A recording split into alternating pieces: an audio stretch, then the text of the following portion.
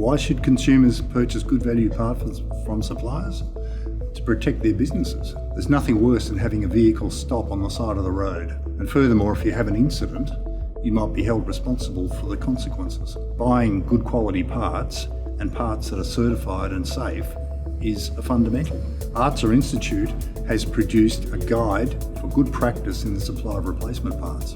The ARTSA guide has got different sections directed to different parties. There's parties for suppliers, there's a section for consumers, there's a section for professional purchasers of parts who might set up policies for a fleet. This guide covers off on legal requirements, batch quality, checking that parts meet standards, that installation information is provided, that there's a warranty policy, and that the supplier of the parts will investigate problems if they arise with the parts.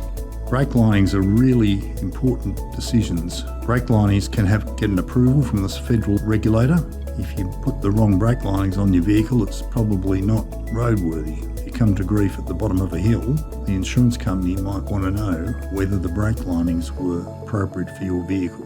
So this is a really important decision. The supplier of the brake lining should be able to tell you what the status of them is. It's an important choice. Make sure you educate yourself about that choice before you buy them. Lights are certified items. They should have an approval. If you use lights that are not approved on your truck or your trailer, then technically it's unroadworthy. If you go to an inspection station and they don't like your lights, then you might find yourself sitting around until they get changed. So this is an important choice. Insist that the correct approval information is available to you. Your supplier should know these things and should be able to tell you. There are rules about the use of some parts on vehicles, such as the steering column. It's got to have a certain diameter. Make sure that your supplier knows what the rules are so that you don't make the incorrect choice. The fluids that you use on your truck are important for its performance. Whether it's engine oil, AdBlue, coolant, you've got to make sure you make the right choices. Because if you make the wrong choice, you'll be probably outside the engine or radiator manufacturer's warranty specification. Any part you buy should have a part number, and it should be visible on the part or on its packaging. If not, you really don't know what you're getting.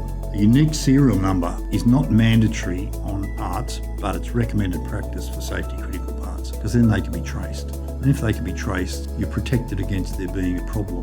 The manufacturer will be able to identify where it went and when it went there. So you should expect to see a unique serial number on a safety critical part.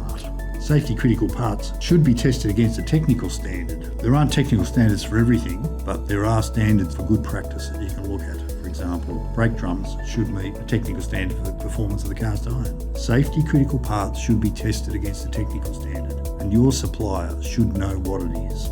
Written installation and safety instructions are a must for parts. Quite often, the torque level or the order of assembly or the direction of installation will determine whether the part's going to last. Greasing, that's another factor. Lubrication needs to be correct when the part's put in. This is information that you should expect your parts supplier will give you. Consult the ARTSA Good Practice Guide for replacement parts and you'll know what questions to ask.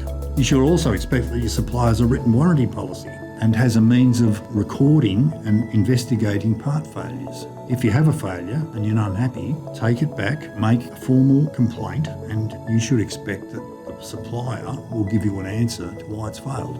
It may not be their fault, it may be one of those things, but it's fair enough that someone will investigate a failure and they'll tell you why it failed.